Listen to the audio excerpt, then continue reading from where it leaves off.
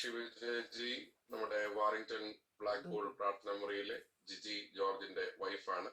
അതോടൊപ്പം തന്നെ മലങ്കര മാർത്തോമാ സുറിയാനി സഭയില് ഇപ്പോൾ നോർത്ത് അമേരിക്കൻ ഭദ്രാസനത്തിൽ അറ്റ്ലാന്റ ഇടവകയിൽ ശുശ്രൂഷ ചെയ്യുന്ന ഷാജി അച്ഛന്റെ സഹോദരിയും കൂടെയാണ്. പ്രിയ ശിവചേച്ചിയെ വളരെ സന്തോഷത്തോടുകൂടെ തിരുവചന ധ്യാനത്തിനായിട്ട് സ്വാഗതം ചെയ്യും.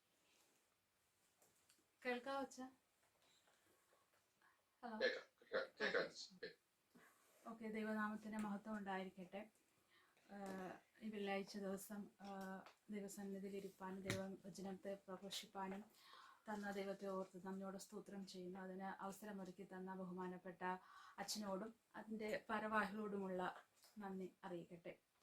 ഇന്ന് നമുക്ക് സഭയായിട്ട് തിരഞ്ഞെടുത്തിരിക്കുന്ന വിഷയം എന്നത് ലൈഫ് സ്റ്റൈൽ ഓഫ് ക്രിസ്ത്യാനിറ്റി എന്നാണ്. അതിനെ തിരഞ്ഞെടുക്കുന്ന എവൻഗേലിയൻ തന്നെയാണ് വായിക്കുന്നത്. സെൻറ്റ് മാത്യു ചാപ്റ്റർ 5:1-12, മത്തായി സുവിശേഷം 5:1-12 വരെയുള്ള വാക്യങ്ങളാണ്. അതിലെ 12ാമത്തെ വാക്യം ഞാനൊന്ന് പറയട്ടെ. സ്വർഗത്തിൽ നിങ്ങളുടെ പ്രതിഫലം വലുതാകൊണ്ട് സന്തോഷിച്ചുല്ലസിപ്പിൻ, നിങ്ങൾക്ക് മുൻപേ ഉണ്ടായിരുന്ന പ്രവാചകന്മാരെയും അങ്ങനെ തന്നെ ഉപദ്രവിച്ചുവല്ലോ. നമുക്കൊരു നിമിഷം പ്രാർത്ഥിക്കാം. ദൈവമായ കർത്താവെ, ദൈവസന്നിധിയിൽ ഇരിപ്പാൻ അല്പസമയം അവിടുത്തെ വചനത്തോട് കൂടിയിരിപ്പാൻ ഞങ്ങൾക്ക് നൽകിയ ഈ അവസരത്തെ ഓർത്ത് ഞങ്ങൾ നന്ദിയോടെ സ്തോത്രം ചെയ്യുന്നു. കർത്താവെ, അവിടുത്തെ വചനം എടുത്തു പോയിപ്പാൻ അടിയനെ അവിടെ നിന്ന് അനുഗ്രഹിക്കണമേ, ശക്തി തരണമേ. അടുത്ത വചനം എടുത്തു പോയിക്കുന്ന അടിയൻ്റെ അധരത്തെയും കേൾക്കുന്ന അവിടുത്തെ ജനത്തെയും ദൈവമേ ഒരുപാട് അനുഗ്രഹിക്കണമേ. പ്രാർത്ഥന കേട്ടതാൽ സ്തോത്രം, യേശുവിന്റെ നാമത്തിൽ തന്നെ ആമേൻ. മാത്യു ചാപ്റ്റർ 5 ഇതിനെ നമ്മൾ അറിയപ്പെടുന്നത് ആക്ച്വലി സുവർണ അല്ലെങ്കിൽ ഭാഗ്യവർണ്ണനകൾ എന്നാണ്. അതല്ലെങ്കിൽ സുവിശേഷ ഭാഗ്യങ്ങൾ, പർവ്വത പ്രസംഗം, ദി ആറ്റിറ്റ്യൂഡ്സ്, ഇങ്ങനെയൊക്കെ അറിയപ്പെടും. നമ്മൾ കുഞ്ഞുനാൾ മുതൽ, ഓർമ്മ വെച്ച നാളു മുതൽ, അതായത് നമ്മുടെ സൺഡേ സ്കൂൾ ജീവിതം തൊട്ട് ഇന്ന് വരെയും നമ്മൾ കേട്ടുകൊണ്ടിരിക്കുന്ന വേദപുസ്തകത്തിൽ അല്ലെങ്കിൽ പുതിയ നിയമത്തിലെ ഏറ്റവും മനോഹരമായ ഒരു പാഠമാണ്. എപ്പോഴും നമുക്ക് കേൾക്കുവാനും അല്ലെങ്കിൽ പഠിക്കുവാനും ഇഷ്ടപ്പെടുന്ന ഒരു ഭാഗമാണ്. കാരണം ഇത് മുഴുവനും പറയുന്നത് ഭാഗ്യത്തെക്കുറിച്ചാണ്, അല്ലെങ്കിൽ എപ്രകാരമായിരിക്കണം നമ്മൾ ഒരു ക്രിസ്ത്യാനി ആയിരിക്കണം എന്നാണ്. ഒന്നുകൂടെ പറഞ്ഞു കഴിഞ്ഞാൽ ഐഡന്റിറ്റി ഓഫ് ക്രിസ്ത്യാനിറ്റി എന്നാണ്. അപ്പോൾ നമ്മൾ നമ്മുടെ ഐഡന്റിറ്റി ഉപയോഗിക്കാൻ വേണ്ടി പല കാര്യങ്ങളും നമ്മൾ ഉപയോഗിക്കാറുണ്ട്. നമ്മൾ ക്രിസ്ത്യാനിയാന്ന് പറയാൻ വേണ്ടി മറ്റു ചില ഐഡന്റിറ്റികളാണ് നമ്മൾ ഉപയോഗിക്കുന്നതെങ്കിൽ ബൈബിളിൽ പ്രത്യേകിച്ച് ക്രിസ്തു നേരിട്ട് നമ്മളോട് പറഞ്ഞ ചില ഐഡന്റിറ്റികളുണ്ട്. അതാണ് ഈ 12 ഐഡന്റിറ്റികളാണ് നമുക്കുള്ളത്. അപ്പൊ ഇത് ഏറ്റവും മനോഹരമായതാണ്. ചിലപ്പോഴൊക്കെ നമ്മൾ കണ്ടിട്ടും കാണാതെ ഇരിക്കുകയും ഒക്കെ ഇരുന്ന് കണ്ടിട്ട് നമ്മൾ ഒരിക്കൽ പോലും ഇത് ഈ ഒരു ഐഡന്റിറ്റി പറയാതെ മറ്റു ചില ഐഡന്റിറ്റികളാണ് നമ്മൾ ഉപയോഗിക്കുവാനായിട്ട് സാധിക്കുന്നത്. എന്നാൽ ഇതിനെപ്പറ്റി നമുക്ക് നല്ലവണ്ണം അറിയാം. നമ്മൾ എപ്രകാരമായിരിക്കണം എന്ന് നമ്മൾ പലവിധ രീതിയിൽ നമ്മൾ ഇതിനെ ഉപയോഗിക്കാറുണ്ട്, ഈ വാക്യങ്ങളെ. എനിക്ക് ഇന്ന് പറയാനായിട്ട് ആഗ്രഹിക്കുന്നത്, ഞാൻ ഇത് കേട്ടപ്പോൾ മുതലുള്ള എൻ്റെ ഒരു ചിന്ത എപ്രകാരമായിരിക്കണം എന്ന് പറഞ്ഞാൽ, how to be proved if I am a Christian or if I have a Christianity lifestyle. ഇത് പറയാൻ നമുക്ക് എളുപ്പമാണ്. അല്ലെങ്കിൽ 12 വാക്യങ്ങൾ പറയുന്നുണ്ട്. ആദ്യം തൊട്ട് തുടങ്ങിയതാണ്. ആത്മാവിൽ ദരിദ്രരായവർ ഭാഗ്യവാന്മാർ, ദുഃഖിക്കുന്നവർ ഭാഗ്യവാന്മാർ, അവർക്ക് ഇന്നത് ലഭിക്കും. സൗമ്യതയുള്ളവർ ഭാഗ്യവാന്മാർ, അവർ ഭൂമി അവകാശമാകും. നീതിക്ക് വിശന്ന് വായിക്കുന്നവർ ഭാഗ്യവാന്മാർ, അവർക്ക് പ്രതിഫലം. ഇങ്ങനെ 12 കാര്യങ്ങൾ പറയും. പക്ഷെ എന്നിൽ ഈ ക്രിസ്ത്യാനിറ്റി ഒക്കെ ഉണ്ടോ? ഞാൻ ക്രിസ്ത്യൻ എന്ന് പറയുമ്പോൾ എന്നിൽ ഈ ക്രിസ്ത്യൻ ലൈഫ് സ്റ്റൈൽ ഉണ്ടോ എന്ന് നമ്മൾ എങ്ങനെ പ്രൂവ് ചെയ്യും? എന്നെ ഒരുപാട് ചലഞ്ച് ചെയ്ത ക്വസ്റ്റ്യൻ ആണ്. ഞാൻ എപ്പോഴെങ്കിലും അല്ലെങ്കിൽ എവിടെയെങ്കിലും എൻ്റെ വർക്ക് പ്ലേസിൽ അല്ലെങ്കിൽ എൻ്റെ കൂടെ ഉള്ളവരുടെ അടുത്ത് അല്ലെങ്കിൽ എൻ്റെ കുഞ്ഞുങ്ങളോട്, എൻ്റെ കുടുംബത്തോട്, ഞാൻ ആയിരിക്കുന്ന സ്ഥലങ്ങളിലൊക്കെ ഞാൻ ഈ ക്രിസ്ത്യാനിറ്റിയെ പറ്റി പറയുമ്പോൾ ഇതൊക്കെ ഈ ഐഡന്റിറ്റി എന്നിൽ ഉണ്ടോ, അല്ലെങ്കിൽ ഹൗ ടു ബി പ്രൂവ്, എങ്ങനെ എനിക്ക് പ്രൂവ് ചെയ്യാൻ പറ്റും? അതാണ് എന്നെ ചലഞ്ച് ചെയ്ത ക്വസ്റ്റ്യൻ. അത് തന്നെയാണ് എനിക്ക് ഇന്നിവിടെ പങ്കെടുക്കുവാനായിട്ടും എനിക്ക് ആഗ്രഹിക്കുന്നതും. അതിന് ഞാൻ ഈ ചെറിയ സമയത്ത് ഞാൻ തിരഞ്ഞെടുത്തിരിക്കുന്ന ബൈബിളുമായിട്ട് എങ്ങനെ അതിനെ പ്രൂവ് ചെയ്യുവാനെന്ന് എനിക്ക് കിട്ടിയ കുറേ കാര്യങ്ങളുണ്ട്. നമുക്ക് ഉൽപ്പത്തി മുതൽ അറ്റൻ വരെ, വെളിപ്പാട് വരെയുള്ള പുസ്തകങ്ങൾ നമുക്ക് കാണുവാനായിട്ട് സാധിക്കും. അബ്രഹാം മുതൽ പൗലോസ് വരെ നമുക്ക് കാണാം. അവരൊക്കെ എങ്ങനെയാണ് പ്രൂവ് ചെയ്തത് നമ്മൾ പല പ്രസംഗങ്ങളിലൂടെ, ക്ലാസ്സുകളിലൂടെ, സൺഡേ സ്കൂളിലൂടെയും ഒക്കെ നമുക്ക് മനസ്സിലാക്കാൻ സാധിക്കും. പക്ഷെ എന്നിൽ അതുണ്ടോ എന്ന് പ്രൂഫ് എങ്ങനെ എനിക്ക് ചെയ്യുവാനായിട്ട് സാധിക്കും?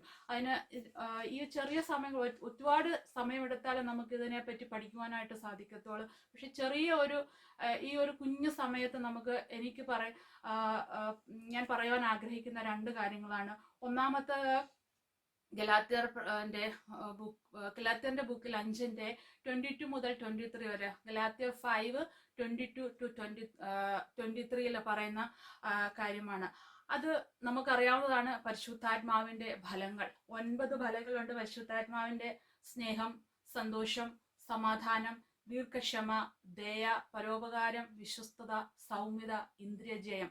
അപ്പോൾ ഓരോ സമയത്തും നമ്മൾ നമ്മുടെ ഐഡന്റിറ്റി പറയുമ്പോൾ ഇതൊക്കെ നമ്മളിൽ ഉണ്ടോ? സ്നേഹമുണ്ടോ?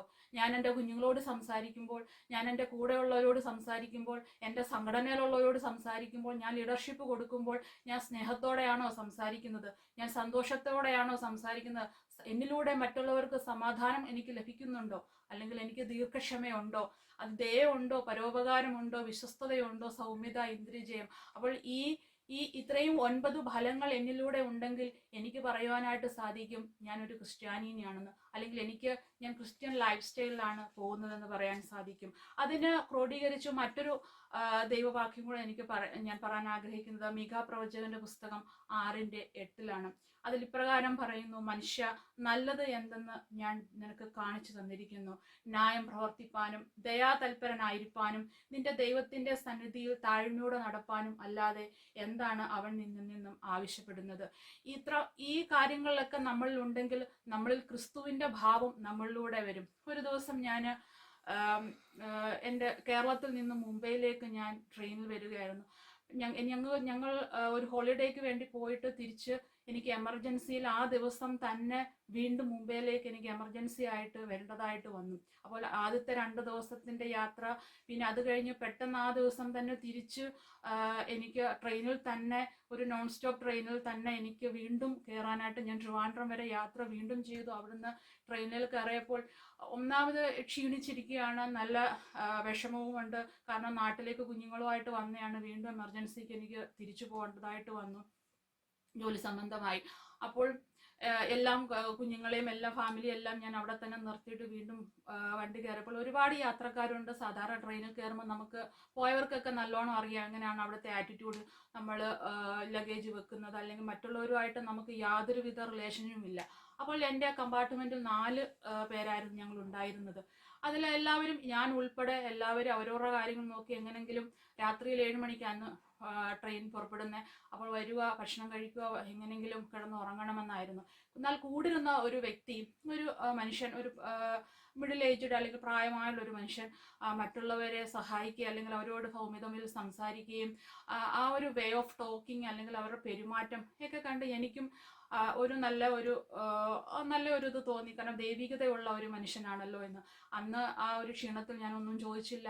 പിറ്റേ ദിവസം രാവിലെ ആയപ്പോൾ ഞാൻ മനുഷ്യനോട് ചോദിച്ചു, താങ്കൾ ഏതെങ്കിലും ഒരു സുവിശേഷ പ്രവർത്തകനോ അല്ലെങ്കിൽ വൈദികനോ വല്ലതും ആണോ എന്ന് ചോദിച്ചപ്പോൾ പറഞ്ഞു, അതെ, ഞാൻ മാർത്തോമാ സഭയിലെ സൂറത്തിലെ വാപ്പിയിലുള്ള ഞാൻ വികാരിയാണെന്ന് പറഞ്ഞു.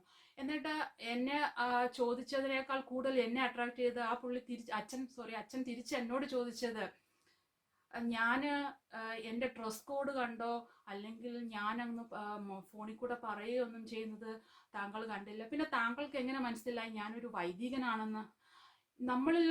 നമ്മളിൽ ക്രിസ്തുവിന്റെ ഭാവമുണ്ടെങ്കിൽ മറ്റുള്ളവർ നമ്മളെ മനസ്സിലാക്കും. അത് നമ്മൾ പറയേണ്ട ആവശ്യമൊന്നുമില്ല. നമ്മൾ സംഘാടനയുടെ ലീഡർഷിപ്പ് വഹിക്കേണ്ട ആവശ്യമൊന്നുമില്ല, അല്ലെങ്കിൽ നമ്മുടെ ഡ്രസ് കോഡ് വരേണ്ട ആവശ്യമൊന്നുമില്ല. നമ്മൾ പള്ളിക്കോ അല്ലെങ്കിൽ മറ്റുള്ളവർക്കോ നമ്മൾ വലിയ സംഭാവന കൊടുക്കുന്നത് സോഷ്യൽ മീഡിയയിൽ അല്ലെങ്കിൽ മറ്റുള്ളവർ നമ്മളെ കാണിക്കേണ്ട ആവശ്യമില്ല. നമ്മളിലുള്ള ക്രിസ്തുവിന്റെ ഭാവം മറ്റുള്ളവരിലേക്ക് പോകണമെങ്കിൽ അവർക്ക് നമ്മളെ മനസ്സിലാക്കുവാനായിട്ട് സാധിക്കും. ഈ പരിശുദ്ധാത്മാവിന്റെ 9 ഫലങ്ങളിലൂടെ, സ്നേഹത്തിലൂടെയും പരോപകാരത്തിലൂടെയും ദീർഘക്ഷമയിലൂടെയും ഒക്കെ നമുക്ക് മനസ്സിലാക്കുവാനായിട്ട് സാധിക്കും. ഈ 50 ദിവസം നമ്മൾ ക്രൂശിന്റെ വഴിയിലൂടെ നടക്കുകയാണ്. ഈ 50 ദിവസവും it is a very important to find out if you have an Christian life. എന്നിൽ ക്രിസ്തുവിന്റെ ഭാവമുണ്ടോ, എന്നിൽ ക്രിസ്തുവിന്റെ ലൈഫ് സ്റ്റൈൽ ഉണ്ടോ എന്ന് ഈ 50 ദിവസം നമുക്ക് ശോധന ചെയ്യുവാനായിട്ട് സാധിക്കണം. എങ്കിൽ മാത്രമേ ക്രിസ്തുവിന്റെ അടുത്തോൾക്ക് 50ാമത്തെ ദിവസം നാം എത്തുമ്പോൾ നാം ഒരു ക്രിസ്ത്യാനി എന്ന് പറയുവാനായിട്ട് സാധിക്കൂ. അതിനെ നമ്മളെ എല്ലാവരും സഹായിക്കട്ടെ എന്ന് ഞാൻ പ്രാർത്ഥിക്കുന്നു. ദൈവം നമ്മെ അനുഗ്രഹിക്കട്ടെ. താങ്ക് യു ശിവചേച്ചി. ഇന്ന് സന്ധ്യയിൽ നമുക്ക് ലഭിച്ച ധ്യാനത്തിനായിട്ട് സ്തോത്രം ചെയ്യാം. ഇന്നത്തെ ധ്യാനവും കഴിഞ്ഞ ദിവസങ്ങളിൽ ഒരു ദിവസം കേട്ട ഒരു ധ്യാനവും തമ്മിൽ വളരെ ബന്ധപ്പെട്ടതാണെന്ന് ഞാൻ മനസ്സിലാക്കി. ഒന്ന് കണക്ട് ചെയ്ത് അവസാനിപ്പിക്കാമെന്ന് ഞാൻ വിചാരിക്കുകയാണ്.